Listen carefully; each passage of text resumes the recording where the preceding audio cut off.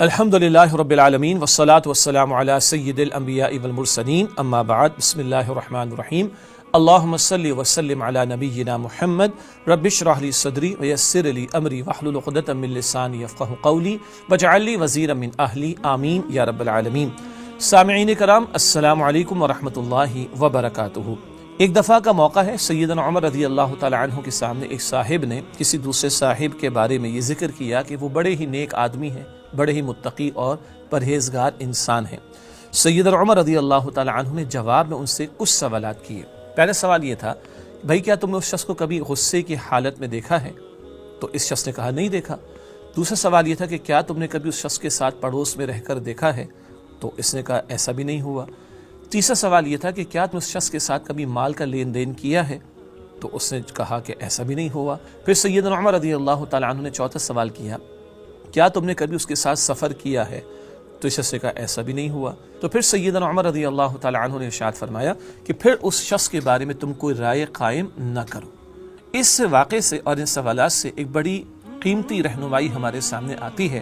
آج ہمارا بھی ایک مزاج ہے اور ہم متقی ہونا، پرہیزگار ہونا عام طور پر کچھ ظاہر کے اعمال کو بجا لانے اور کچھ رسومات کے ادا کر لینے کو سمجھتے ہیں۔ کوئی شک نہیں ہے، دین نے جو فرائض ہم پر لازم کیے ہیں، مثلا نماز کا ادا کرنا، وہ تو فرض ہے، اس میں تو کوئی دو رائے نہیں ہو سکتی۔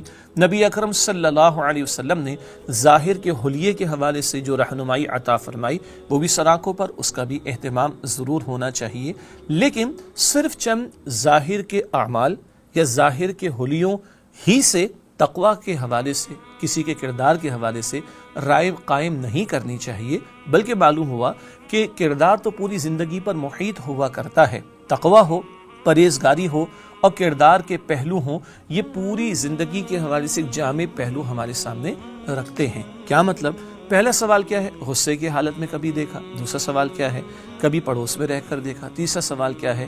کبھی مال کا لین دین کیا۔ چوتھا سوال کیا ہے؟ کیا تم نے کبھی اس کے ساتھ سفر کر کے دیکھا ہے؟ اگر ہم اور آپ غور کریں تو غصہ ایک ایسا مرحلہ ہوتا ہے کہ جس میں کبھی کبھی انسان کی اپنے اندر کی چھپی ہوئی شخصیت بھی سامنے عیاں اور ظاہر ہو جاتی ہے، اور کبھی انسان غصے میں آ کر کسی اور ہی ڈگر پر چل پڑتا ہے، تب پتہ چلتا ہے کہ اندر کیا کچھ پوشیدہ ہے۔ پڑوس میں رہنے کا معاملہ ہم سب کو معلوم ہے کہ یہ اس قدر اہم معاملہ ہے کہ حدیث مبارک میں ذکر آتا ہے کہ جو شخص اللہ تعالیٰ اور آخرت کے دن پر ایمان رکھتا ہو چاہیے کہ اپنے پڑوسی کے ساتھ اکرام کا معاملہ کرے، اور حدیث مبارک میں یہ ذکر بھی آتا ہے کہ اس شخص کے لیے اللہ کے پیغمبر علیہ السلام نے 3 مرتبہ قسم بیان فرمائی ہے اور ارشاد فرمایا، اللہ کی قسم وہ مومن نہیں، اللہ کی قسم وہ مومن نہیں، اللہ کی قسم وہ مومن نہیں جس کی تکلیفوں سے اس کا پڑوسی محفوظ نہ ہو۔ مال کا لین دین یہ اتنا اہم معاملہ ہے کہ قیامت کے دن 5 سوالات والی جو ایک حدیث مبارک ہے، زندگی کے بارے میں سوال، جوانی کے بارے میں سوال، مال کہاں سے کمایا سوال، مال کہاں خرچ کیا سوال، اور جو علم حاصل کیا اس پر کتنا عمل کیا یہ سوال۔ 5 اہم ترین سوالات میں سے 2 سوال کمانے اور خرچ کرنے کے بارے میں ہے، اور اگر آدمی حرام میں مبتلا ہے تو حدیث مبارک میں آتا ہے کہ حرام سے پلا ہوا جسم وہ جہنم کا مستحق ہے، وہ جنت میں داخل نہیں ہوگا۔ سفر کا معاملہ کیا ہوتا ہے؟ بڑی صعوبتیں اور مشقتیں سفر میں ہوا کرتی ہیں، اور آدمی کے اندر کا کردار کھل کر سامنے آ جاتا ہے۔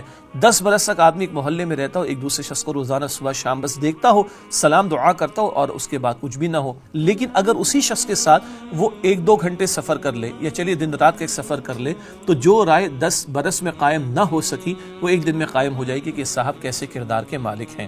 تو یہ 4 سوالات بڑے اہم ہیں۔ کیا کبھی غصے میں دیکھا؟ کیا کبھی پڑوس میں رہے ہو؟ کیا کبھی مال کا لین دین کیا؟ اور کیا کبھی سفر کیا؟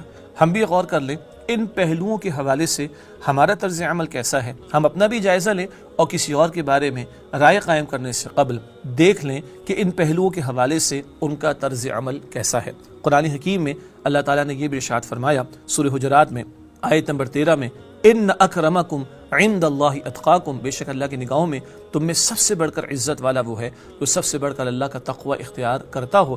تقوی خوف خدا بھی ہے، اور تقوی کا تقاضا گناہوں سے، بد اخلاقی سے اور کردار کے بگاڑ سے بچنا بھی ہے۔ اللہ تعالیٰ مجھے اور آپ کو کردار کی سلامتی عطا فرمائے اور اپنے متقی بندوں میں شامل فرمائے، آمین یا رب العالمین۔